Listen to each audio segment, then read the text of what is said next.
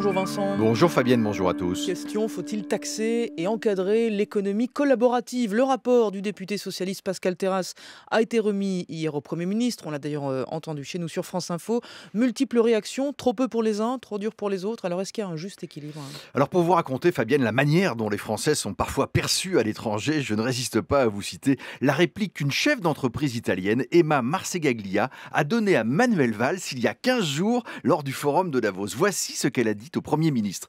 Quand il y a une innovation, les Américains en font un business, les Chinois la copient et les Européens la réglementent. Rire dans la salle, succès assuré pour l'ancienne patronne des patrons italiens. Cette formule, il est vrai, un peu caricaturale, mais reconnaissons-le, le sujet est miné, complexe, c'est presque un sujet de philosophie politique. Faut-il taxer et réguler une nouvelle économie née d'une rupture technologique? Si vous en faites trop, vous prenez le risque de la tuer dans l'œuf, et si vous laissez faire, vous prenez le risque de laisser déstabiliser des pans entiers de la vieille économie. Le mérite du rapport Terrasse, c'est d'abord d'essayer de prendre la mesure de cette nouvelle économie. La France compte 276 plateformes à ce jour dans les secteurs des transports, comme Blablacar, du logement, comme Airbnb, mais aussi du financement et du crédit, de l'habillement, de l'équipement, de l'alimentation, de la logistique, du divertissement et même du caricatif. Ce que ça veut dire, c'est que cette économie des plateformes, elle se caractérise d'abord par une grande diversité. Mais oui, c'est justement le problème, Fabienne. Vouloir imposer un modèle unique de régulation et de taxation à des activités aussi diverses est irréaliste et dangereux.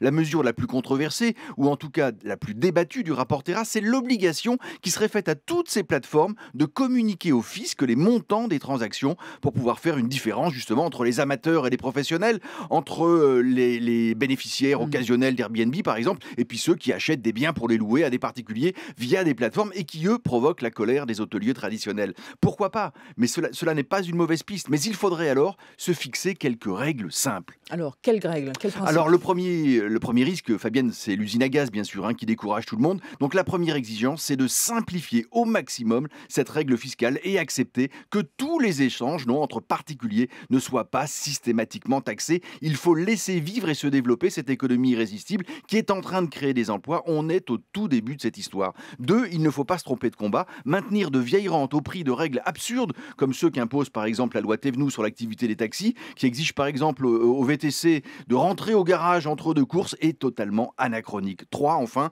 la France a tout intérêt à faire grandir ses propres startups, ses propres acteurs dans ces domaines en pleine expansion qui se développent à l'international et paieront bien leurs impôts en France. L'État devrait donc tout faire pour les aider. Voilà pourquoi, en matière de numérique, rien ne vaut la sagesse de Montesquieu. Il ne faut toucher aux lois que d'une main tremblante. Voilà, ce qui se répète aussi de temps en temps à l'Assemblée nationale. Merci beaucoup Vincent Giret.